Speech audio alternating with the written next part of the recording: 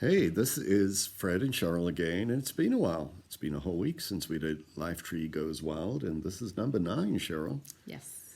You know, my dad would tell a story of when he was a young man in our home city of Durban, South Africa, of seeing the great escape artist, Harry Houdini. Oh my goodness. Can you imagine that? Wow. I'm not sure why he was in that neck of the woods, that part of the world, but he did an escape trick using some building equipment.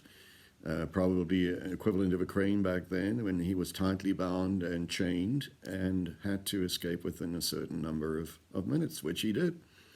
And that reminds me, sometimes God has us escape situations that we find very threatening Yes. and tests our faith. We've been talking about faith a little bit, you and I today, reflecting on our journals from 4 years ago when we began this great journey with Life Tree Community. Yes. And for me, I go back to Philippians chapter 4 and verse 6, which says, "Be anxious for nothing."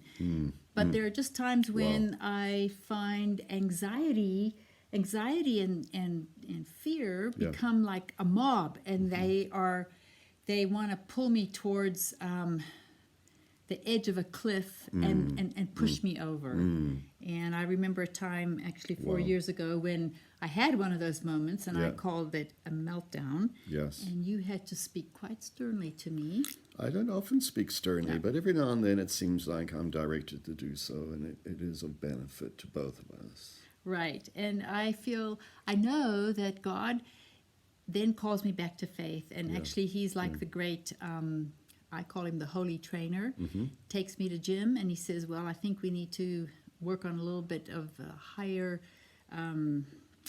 rotation here to work on your strength and your cardio. And Yeah, and we've been doing that in home gym. I mean, since isolation lockdown, we've invented a few exercises, but we've also been willing to try things that we don't normally do Right. in a regular gym and find there are benefits to it. We find ourselves a lot more supple. I think our sense of balance and the like has Yeah, improved. it's been actually quite Overall amazing, toning. even though we've been Yeah, locked down. But at that time, 4 years ago, what kicked it off was we had stopped by our storage unit and we were getting ready to sell things, Yeah, throw things away, yeah, in order to make the move from the U.S. here back to South Africa. Yeah. And this ministry that the Lord had laid on our hearts and was really an assignment He was calling us to.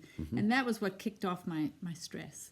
But I just have to say that it's pretty amazing. The very next morning after Fred had to speak to me sternly, I was doing my devotions, and I happened to read a little writing. It is about letter writing, actual letter writing, but to put it into maybe what we do today, sometimes we'll draft a letter and then we need to press send and send it. And that's what faith does. You write it and then you send it. But often we put that letter into the draft box and then we wonder why we never get a response.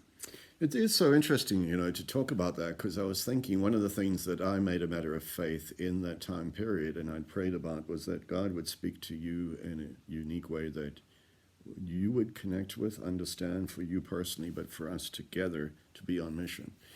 And it came back to me as I recently celebrated a milestone birthday.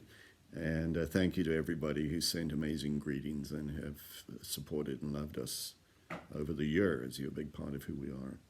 But one person in particular said, you know, looking at your Facebook pictures, Fred and Cheryl, it looks like you guys are really enjoying being back where you are in South Africa.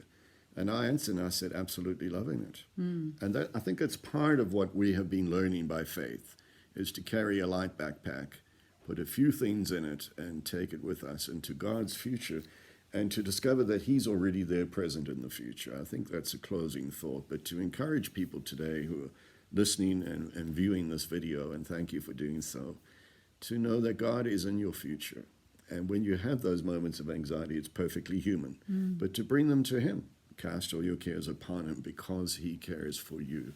1 Peter 5 and 7, I think it is. Right. So don't Yeah. let the mob. Yeah. It's like a gang. Yes. A gang. Don't let them the hijack gangsters you. of anxiety and fear who just Absolutely. want to pull you and drag you Yeah. over to the edge. Yes, that's true. They do happen, and that is very real. But at the same time, you can really trust the Lord, the Good Shepherd, Great. to nurture you and guide you as you listen to His leadership. Thanks again. Bloom where you planted and grow in that faith. God bless you today. Bye-bye.